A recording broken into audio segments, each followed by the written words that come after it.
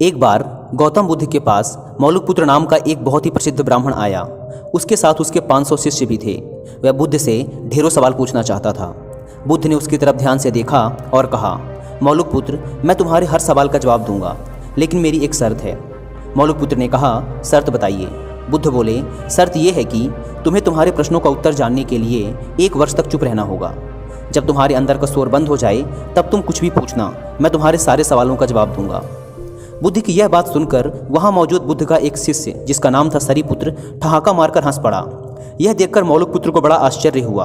उसने बुद्ध के उस शिष्य से हंसने का कारण पूछा तो सरीपुत्र ने कहा, मैं भी कुछ सालों पहले ऐसे ही तुम्हारी तरह मन में बहुत सारे प्रश्न लेकर आया था। मेरे साथ तो 5000 शिष्य थे और मैं तुमसे भी बड़ा ब्राह्मण था। मन में बड़ा अभिमान था कि बुद्ध तो मेरे प्रश्नों का उत्तर दे ही नहीं पाएंगे, लेकिन बुद्ध की शर्तों के अनुसार 1 साल तक चुप रहा और अंत में मेरे पास कोई सवाल ही नहीं बचा। इस पर बुद्ध ने मौलुकपुत्र से कहा, मैं अपने वचन का पक्का हूँ, साल भर बाद जवाब जरूर दूंगा। 1 साल बीता और मौलुकपुत्र ध्यान में उतर गया। वह इतना मौन हो गया कि मन के अंदर की बातचीत भी खत्म हो गई।